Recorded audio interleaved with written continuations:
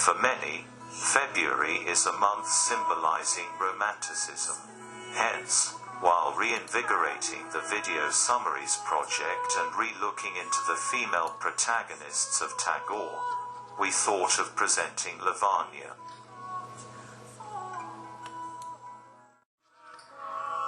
Lavanya, Tagore's female protagonist, from his intensely romantic novel Shesher Kobita, or The Last Poem. Written in 1929 in Bengali, The Last Poem is an intensely romantic novel, but with an unusual storyline. It revolves around Lavanya, the female protagonist, and an Oxford-educated barrister, ultra-modern, ultra-rich Bengali intellectual, Amita Ray.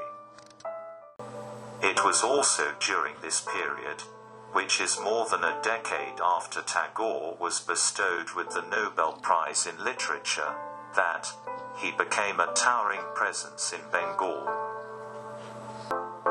At that time, he was facing criticism from a younger group of writers who thought Tagore's literary might was overshadowing their presence.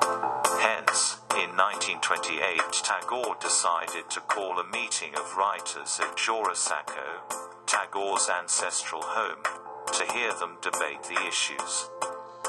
As one would expect from the witful Tagore, he chose to self-criticize, but through his protagonist Amita, one of the central character of this novel. Amita, who is ultra-rich, sophisticated, highly educated, yet narcissist, is an ardent critic of Tagore, while secretly obsessing over his poetry. Criticizing Tagore, Amita says, "Poets must live for at most 5 years. It is not the case that we will want better poetry from his successes. The poet is short-lived, the philosopher, his reign is everlasting."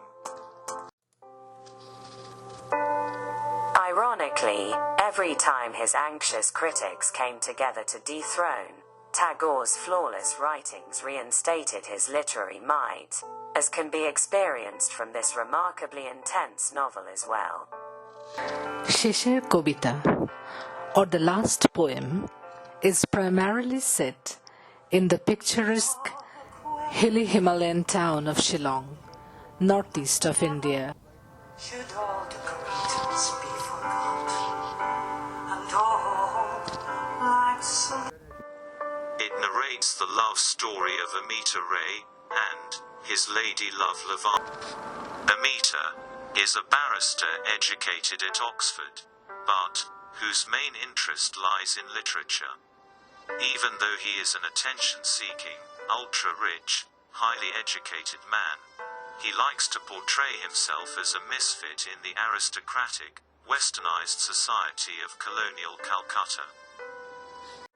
It is at this phase of his life, when, seeking solitude from his social network, he escapes to Shillong.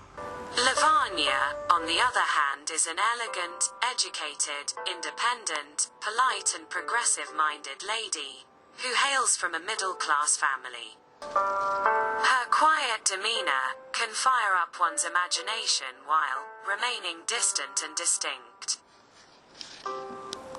She marries off her widower father, and takes a job at this misty hilly town, as a governess, to the daughter of one Jogmaya Devi, an aristocratic lady, who shared a very close relationship with Lavanya, and was considered her real guardian.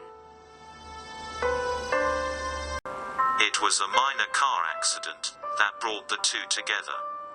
For Amita, it was a love at first sight. Lavanya was refreshingly different from the superficial society girls he is used to, and from whom he chose to always sidestep away from. In the misty town, far away from the hustle-bustle, their mutual love of poetry, literature and stimulating conversations brought them closer. Amita poured his heart out to Lavanya, and though, otherwise, Lavanya had control over her emotions, this time, she is swept away, on a wave of feeling that is completely alien to her. Amita convinced Lavanya to be bound in wedlock, and planned to go back to Calcutta, to announce it to his family, and make arrangements for their wedding. But, the day Amita was to leave for Calcutta, he got two surprise visitors, his sister, and her friend Ketaki, who happened to be a former beloved of Amita. Both Ketaki and Amita's sister were high society young ladies, and Lavanya could feel his discomfiture at having to introduce her to them. Lavanya is by no means an ordinary woman. She is educated, independent, and exceptionally intelligent. Moreover, soon she discovered that Ketaki still wears a diamond ring gifted to her 7 years ago by Amita. 4. She still assumes that Amita will one day come back to. Meanwhile, talks about a history scholar, by the name Shavanlal, who have recently taken to the roads of the tiny Himalayan town, in the quest to unearth some historical trails, reaches Lavanya's ears. She soon realized it was the same person, long forgotten, but residing in her memories deep inside. Shavanlal was a fellow student, shy, quiet and a secret admirer of Lavanya. He would come to their house for lessons from her father, and to her jealousy, was much favored by him for his academic prowess. One day, to his delight, her father discovered Lavanya's picture kept by Shavanlal, in a tin box adorned by rose petals. When told, Lavanya became furious at her father, and condemned his futile matchmaking effort. This discovery, followed by Lavanya's annoyance, caused deep embarrassment to Shavanlal, and their story came to an abrupt end. Lavanya is now at the crossroads. She is a woman who makes her own choices, lives by them, and refuses to lose her identity in any relationship. She is intense, loves unconditionally, and expects her lover to do the same. While thinking about her extraordinary lover Amita, she realizes that he is more like a wild wind, untamed, and free.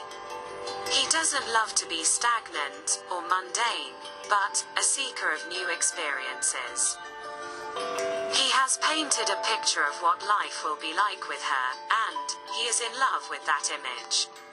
According to that image, today, she is his inspiration.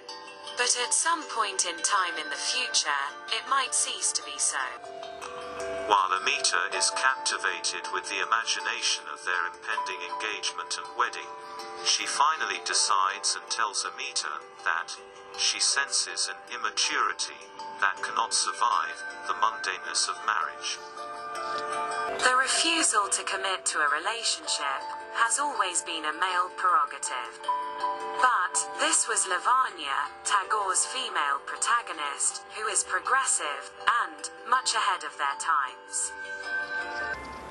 What makes this story unique is that it's bittersweet, and, without much melodrama, both Lavanya and Amita move on to marry their partners they had left behind in their past. She even realizes that with Shavanlal, she had no fear of unmet expectations. Though unmatched with the exuberant flair of Amita, Shavanlal has a steadiness of purpose, which is reassuring. The following texts from the novel exemplifies the beauty of the emotions that it entails. In Amita's words, most barbarians equate marriage with the union, and look upon the real union thereafter with contempt. Ketaki and I, our love is like water in my jug. I fill it each morning, and use it all day long. Lavanya's love is like a vast lake, not to be brought home, but into which my mind can immerse. The book ends with a last poem from Lavanya to Amita. It reads, "What I gave you is yours by everlasting right. What others receive are daily driblets of heart to tender solitude." Until this day, Shesher Kobita, or The Last Poem, remains one of Tagore's most celebrated piece of work on love, relationships, and a woman's right to choose with dignity. Should all the greatness be forgot, and all